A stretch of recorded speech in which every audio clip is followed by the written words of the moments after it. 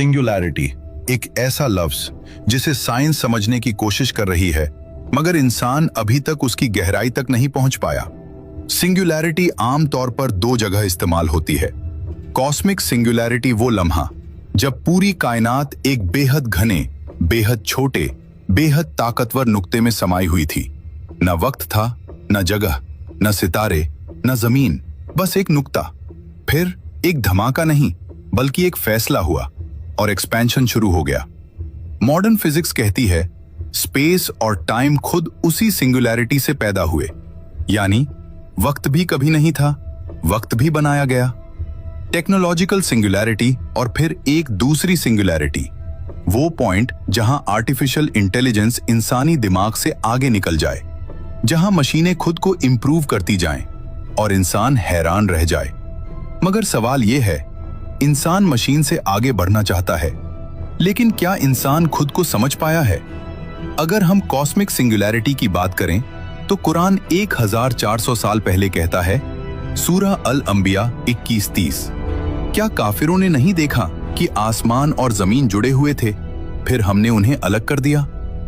रतकन एक साथ जुड़ा हुआ, फतकना फाड़कर अलग कर दिया। क्या यह बिग बैंग का इशारा नहीं लगता? फिर सूरह फुस्सिलत 41:11 में आता है, फिर वो आसमान की तरफ बढ़ा जब वो धुएं की हालत में था। मॉडर्न कॉस्मोलॉजी कहती है बिग बैंग के बाद यूनिवर्स गैसीय अवस्था में था। कुरान ने इशारा दे दिया था। साइंस इक्वेशंस में सिंगुलैरिटी ढूंढ रही है, लेकिन एक सवाल पर आकर रुक जाती है, उस पॉइंट से पहले क्या था? फिजिक्स कहती है टाइम वहीं से शुरू हुआ, तो पहले का सवाल ही बेमानी हो जाता है, और यही कुरान जवाब देता है।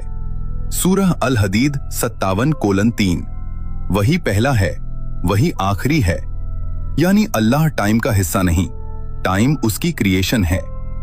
लोग सिंगुलैरिटी को अल्टीमेट ओरिजिन समझते हैं, लेकिन ओरिजिन खुद भी क्रिएटेड है। साइंस कहती है everything came from a single point. Quran कहता है everything came from a single will. एक इरादा, एक हुक्म, कुन, और कायनात फैल गई। इंसान सिंगुलैरिटी तक पहुंचना चाहता है क्योंकि वो अल्टीमेट ट्रुथ ढूंढ रहा है, मगर अगर वो कुरान खोलकर पढ़ ले तो समझ जाएगा सिंगुलैरिटी कोई फिजिकल नुक्ता नहीं, वो एक डिवाइन डिसीजन था, एक हुक्म। और जब अल्लाह ने कहा हो जा, तो न सिर्फ कायनात बनी बल्कि वक्त भी चल पड़ा। अब सवाल ये नहीं है कि सिंगुलैरिटी क्या है, सवाल ये है तुम उस फैसले को पहचान पाएं।